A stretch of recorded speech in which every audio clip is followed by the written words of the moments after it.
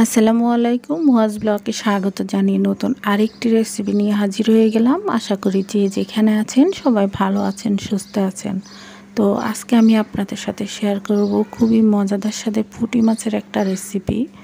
দেখেন কালারটা কতটা সুন্দর আসছে, খেতে কিন্তু অসাধারণ ছিল। আর আজকে আমি এই মাছটা রান্না করব খুবই অল্প মশলা দিয়ে। তো যারা যারা আমার চ্যানেলটিকে সাবস্ক্রাইব করেছেন তাদেরকে অসংখ্য অসংখ্য ধন্যবাদ। যারা যারা করেন নাই প্লিজ আমার চ্যানেলটাকে সাবস্ক্রাইব করবেন আর পাশে থাকা বেল আইকনটি অবশ্যই ক্লিক করে দিবেন। আর সবার কাছে অনুরোধ রইল ভিডিওটি শুরু থেকে শেষ পর্যন্ত দেখার জন্য। তো চলুন শুরু করা যাক কিভাবে আমি এই রান্নাটা করি।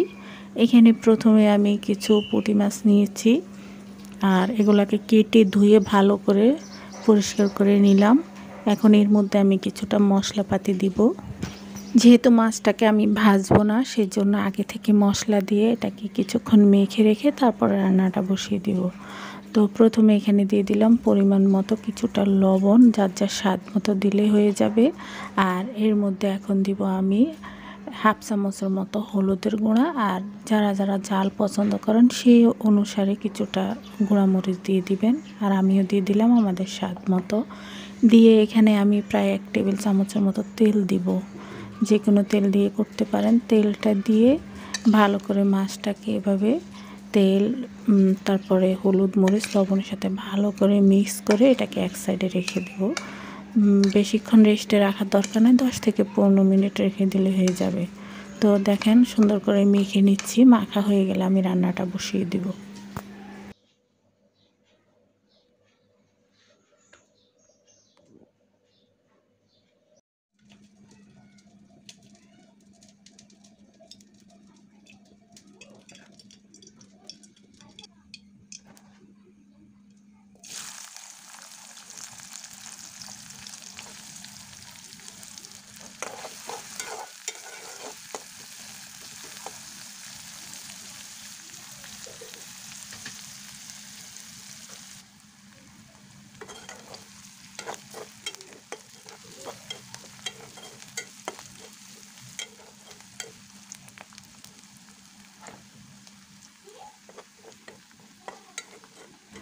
তো পরিমাণ মতো কিছুটা তেল দিয়ে বেশ কিছুটা পেঁয়াজ কুচি দিয়ে দিলাম। পেঁয়াজটাকে বেশি ভাজতে হবে না, একটু নরম করে নিব।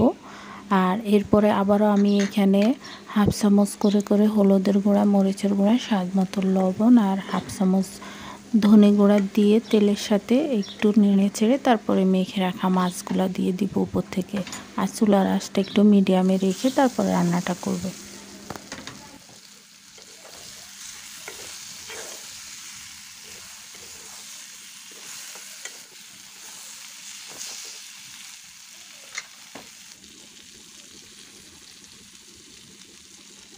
অল্প আছে এভাবে 4 থেকে 5 মিনিট মাছটাকে একটু ভেজে নেব। এক পাশটা ভাজলেই হয়ে যাবে।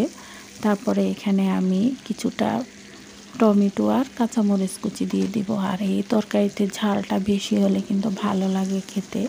তারপরে মাছে যেই বাটিতে আমি মাছটা মেখে রেখেছিলাম ওই বাটিটা ধুয়ে কিছুটা পানি দিব, দিয়ে মিডিয়াম হিটে কিছুক্ষণ রান্না করে নেব।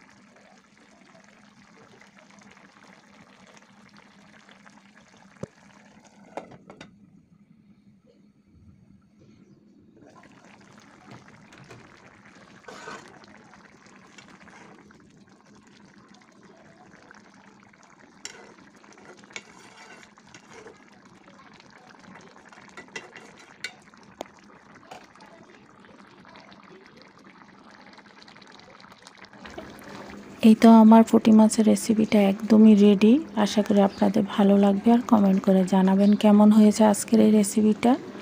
তো আমি আজকের মতো আপনাদের কাছ থেকে বিদায় নিচ্ছি। আবার দেখা হবে অন্য কোনো ভিডিও নিয়ে। সেই পর্যন্ত সবাই ভালো থাকবেন, সুস্থ থাকবেন। আল্লাহ হাফেজ।